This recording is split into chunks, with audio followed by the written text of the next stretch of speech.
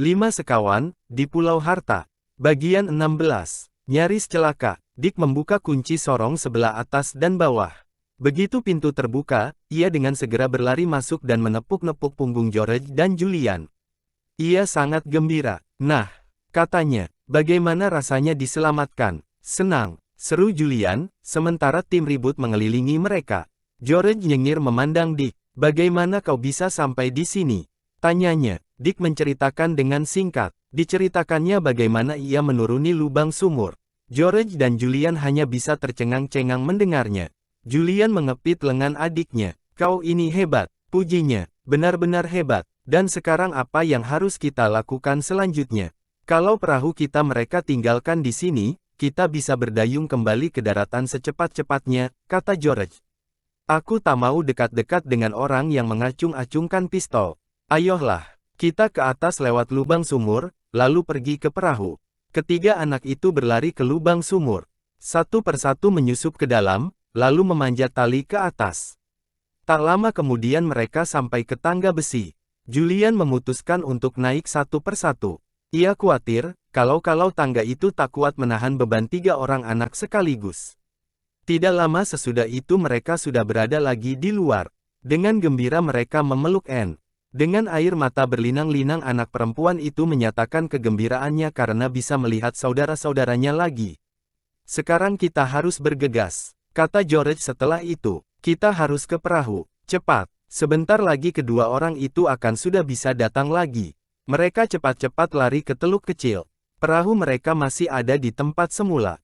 Tetapi sampai di sana, anak-anak kaget. Dayung-ayungnya tak ada lagi. Seru George. Jahat sekali kedua orang itu. Mereka tahu, kita tak bisa pergi kalau tidak ada dayung. Mereka khawatir Dick dan Anne akan lari. Mereka tak mau repot-repot menyeret perahu, dan karenanya mengambil dayung saja. Sekarang kita tidak bisa lari. Benar-benar mengecewakan. Anak-anak hampir menangis karena kecewa dan jengkel. Mereka mengira segala-galanya akan beres setelah Dick berhasil menyelamatkan Julian dan George. Tetapi ternyata perkiraan mereka itu meleset. Kita harus berpikir tenang-tenang, ujar Julian. Lah duduk di suatu tempat, dari mana dengan segera akan nampak bila ada perahu atau kapal datang. Kedua orang itu pergi, mungkin untuk mengambil kapal yang akan dipakai mengangkut emas dan kemudian melarikan diri. Kurasa mereka takkan cepat kembali, karena menyewa kapal agak lama juga urusannya. Kecuali kalau mereka sendiri punya kapal. Sedang kita sendiri tak bisa meninggalkan pulau ini untuk meminta bantuan, karena mereka mengambil dayung perahu kita, kata George. Kita juga tak bisa memberi isyarat pada perahu-perahu nelayan, karena saat ini takkan ada satu pun yang lewat. Sekarang belum waktunya yang tepat. Jadi kelihatannya kita akan terpaksa menunggu di sini dengan sabar. Kita harus menanti sampai kedua orang itu datang lagi dan mengambil emanku. Kita tidak bisa menghalang-halangi mereka. Hei, kurasa aku mendapat akal, kata Julian sambil berpikir-pikir. Tunggu dulu, jangan mengganggu. Aku sedang berpikir. Saudara-saudaranya menunggu dengan diam. Juhan duduk dengan kening berkerut. Ia sedang memikirkan rencananya. Kemudian ia memandang anak-anak sambil tersenyum. Kurasa rencanaku akan bisa berhasil, katanya. Dengarkan baik-baik. Kita menunggu di sini, sampai kedua orang itu kembali. Kemudian, apa yang akan mereka lakukan? Batu-batu yang bertumpuk di atas jalan masuk ke ruangan bawah tanah akan mereka singkirkan. Sesudah itu mereka akan turun ke bawah. Mereka akan pergi ke ruangan di mana kami tadi terkurung. Mereka pasti akan menyangka aku dan George masih ada di dalam. Kedua-duanya akan masuk ke dalam ruangan itu. Nah, sekarang, bagaimana jika salah seorang di antara kita bersembunyi di bawah, siap untuk mengunci pintu begitu mereka masuk? Sudah itu kita bisa pergi dengan perahu motor mereka, atau dengan perahu kita sendiri jika dayung-dayungnya mereka bawa kembali. Kita ke daratan untuk mencari bantuan. Menurut pendapat Anne, rencana itu sangat baik. Tetapi Dick dan George kurang yakin. Kalau begitu kita harus turun dan mengunci pintu kembali, supaya kelihatannya seakan-akan kita masih terkurung di dalam, kata George. Lalu bagaimana jika anak yang bersembunyi di bawah ternyata tak berhasil mengurung kedua orang itu?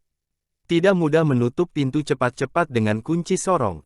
Jangan-jangan anak yang bertugas menutup pintu kemudian tertangkap oleh mereka. Dan sesudah itu mereka naik lagi untuk mencari kita. Betul juga, kata Julian sambil termenung. Katakanlah, Dick yang harus turun ke bawah. Nah, kalau dia tak berhasil mengunci pintu dan mengurung mereka di dalam, maka tentunya kedua orang itu akan naik ke atas lagi. Baiklah, sementara mereka di bawah, kita yang berada di atas cepat-cepat menumpukan kembali bongkah-bongkah batu besar di atas jalan masuk. Jadi mereka tidak bisa keluar. Bagaimana dengan Dick yang masih di bawah? Tanya Anne cemas. Aku bisa naik ke atas lewat sumur lagi, kata Dick dengan bersemangat. Akulah yang akan bersembunyi di bawah. Aku akan berusaha sebisa-bisaku, agar kedua orang itu terkurung dalam ruangan yang akan kukunci pintunya dari luar. Kalau tak berhasil dan aku harus lari, aku akan naik lagi lewat lubang sumur. Kedua orang itu tak tahu menahu tentang lubang kecil yang ada di dinding sumur. Jadi kalaupun mereka tak berhasil dikurung dalam kamar, mereka masih akan terkurung di bawah tanah. Anak-anak membicarakan rencana itu. Akhirnya mereka sepakat, bahwa memang itulah jalan sebaik-baiknya yang bisa dipikirkan. Kemudian George mengatakan, sebaiknya mereka makan dulu. Mereka sudah sangat lapar, karena perasaan khawatir dan tegang sudah lenyap. Mereka mengambil makanan dari kamar batu dan memakannya di teluk kecil. Mereka hendak berjaga-jaga terus, menunggu kembalinya kedua orang tadi. 2 jam kemudian mereka melihat sebuah perahu nelayan yang besar muncul di kejauhan. Dan mereka juga mendengar bunyi mesin sebuah perahu motor. Itu mereka, seru Julian sambil bangkit. Itu kapal yang hendak dipakai untuk melarikan diri dengan mengangkut emas curian. Dan mereka sendiri kembali dengan perahu motor. Cepat, Dick, turun ke bawah lewat sumur, dan bersembunyi sampai kau mendengar mereka sudah masuk ke dalam ruangan bawah tanah. Dick lari dengan segera. Julian berpaling pada George dan Anne.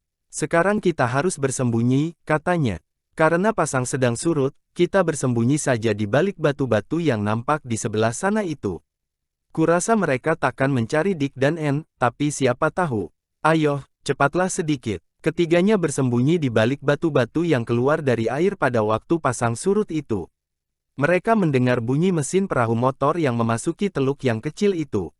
Mereka juga mendengar suara-suara orang yang saling memanggil. Kedengarannya kali ini yang datang lebih dari 2 orang.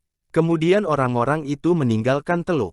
Mereka mendaki bukit batu rendah, menuju Puri Kirin. Julian merangkak keluar dari balik batu.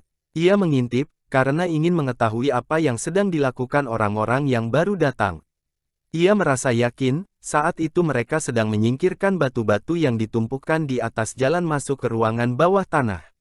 Ayo, George, kata Julian setengah berbisik. Kurasa orang-orang itu sekarang sudah menuruni tangga. Kita harus mencoba mengembalikan batu-batu ke atas jalan masuk.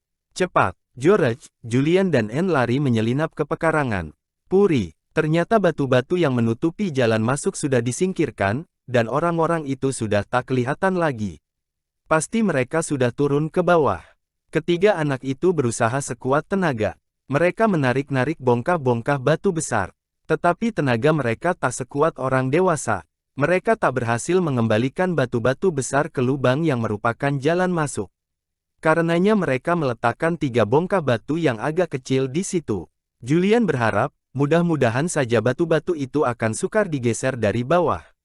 Mudah-mudahan Dick berhasil mengurung mereka dalam kamar emas, katanya. Ayolah, kita sekarang ke sumur.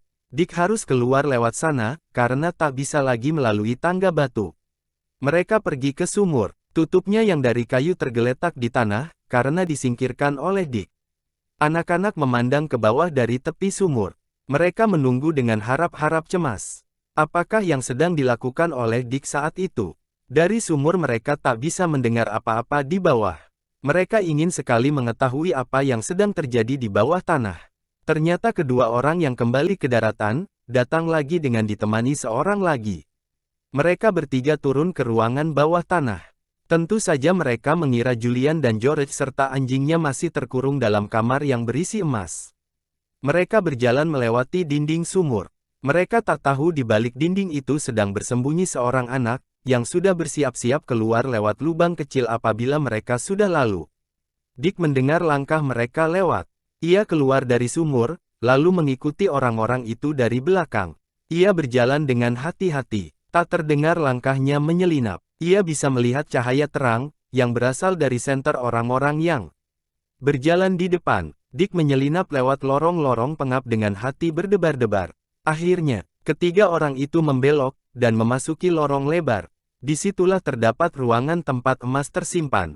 Disinilah tempatnya, terdengar seorang dari mereka berkata. Orang itu menyorotkan senter ke pintu besar. Emasnya ada di dalam dan juga kedua anak itu. Ia membuka kunci sorong sebelah atas. Sesudah itu menyusul yang sebelah bawah. Dick merasa bersyukur karena tak lupa menutup kembali kedua kunci sorong itu. Bayangkan, kalau ia lupa tadi, pasti orang-orang itu akan segera tahu bahwa Julian dan George berhasil melarikan diri, dan karenanya segera waspada. Orang yang memegang senter menyorotkannya ke dalam ruangan. Ia berseru kaget, anak-anak itu tak ada lagi di dalam. Katanya, aneh, di mana mereka? Saat itu dua orang sudah berada dalam ruangan, sedang yang ketiga menyusul. Dick melejit ke pintu lalu membantingnya sehingga tertutup dengan suara menggelegar. Gemanya memantul kemana-mana. Dengan tangan gemetar, Dick berusaha menarik kunci-kunci sorong. Keduanya sudah kaku karena karatan. Susah sekali menariknya sampai tertutup. Dan sementara itu ketiga orang yang ada di dalam juga tidak tinggal diam. Dengan cepat mereka berpaling, ketika mendengar pintu ditutup dengan keras. Seorang dari mereka langsung mendorongnya dengan bahu. Saat itu Dick hampir berhasil mengatupkan sebuah kunci sorong. Tetapi ketika ketiga orang yang berada di dalam mendorong pintu secara serempak, kunci itu terlepas lagi. Dick hanya bisa memandang dengan ngeri. Pintu besar itu terbuka, berbalik, lalu lari ke lorong yang gelap. Cahaya senter mengejarnya dari belakang dan menyinari tubuhnya. Seketika itu juga ketiga orang itu lari memburunya. Dick lari ke dinding sumur. Untung saja lubang kecil terdapat di sebelah sana, sehingga ia bisa menyusup ke dalam dengan tidak kelihatan oleh orang-orang yang mengejar. Mereka lewat sambil berlari-lari, ketika ia baru saja masuk ke lubang sumur. Tak seorang pun dari mereka mengira bahwa anak yang dikejar berada dalam dinding sumur yang baru saja mereka lewati. Mereka bahkan sama sekali tak tahu bahwa di situ ada sumur. Dengan tubuh gemetar, Dick memanjat tali yang dibiarkannya tergantung dari anak tangga besi. Begitu sampai di tangga, dibukanya simpul tali. Ia khawatir kalau ketiga orang yang di bawah menemukan lubang kecil pada dinding sumur, lalu ikut naik lewat tali itu, tetapi sekarang tidak bisa lagi, karena tali sudah tidak ada lagi. Dick cepat-cepat menaiki tangga, lalu menyusupkan diri lewat celah sempit antara dinding sumur dan bongkah batu yang tersangkut. Ketiga saudaranya berdiri mengelilingi bibir sumur. Begitu mereka melihat air muka Dick, dengan segera mereka tahu bahwa anak itu gagal. Dengan cepat mereka menariknya ke atas. Gagal, kata Dick dengan napas terengah-engah. Aku tak berhasil. Sewaktu aku masih sibuk hendak mengunci, mereka sudah mendobrak pintu lagi. Mereka mengejarku. Untung aku masih sempat menyelinap masuk lubang. Dan sekarang mereka berusaha keluar lewat jalan masuk. Seru Anne tiba-tiba sambil menunjuk. Cepat, apa yang harus kita lakukan sekarang? Kita harus cepat-cepat mencari akal, karena kalau tidak sebentar lagi akan tertangkap oleh mereka. Cepat, ke perahu, seru Julian. Ia lari sambil membimbing tangan Anne. Ayolah, hanya itu kesempatan kita untuk menyelamatkan diri. Mungkin orang-orang itu akan berhasil menyingkirkan batu-batu yang menutupi jalan. Keempat anak itu lari melintasi pekarangan. George mampir sebentar ke kamar batu, lalu keluar lagi dengan membawa kapak.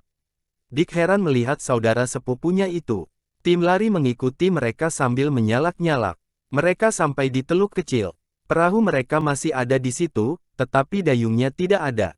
Perahu motor juga ada di situ. George meloncat ke dalam, lalu berseru dengan gembira. Ini dia dayung-dayung kita. Serunya, ambillah, Julian, aku masih ada perlu sedikit di sini. Cepat, turunkan perahu kita ke air.